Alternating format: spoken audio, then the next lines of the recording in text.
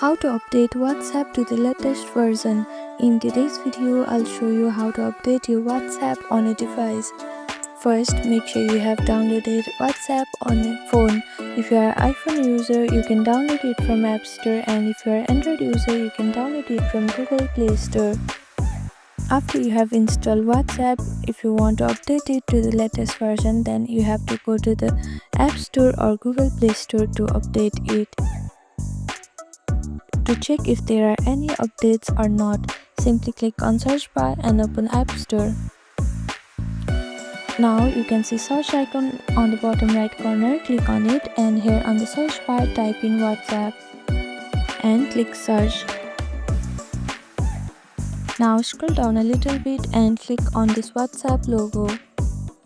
Here, instead of this open button, if you have any updates available, then it will show update button there. Simply click on that update button.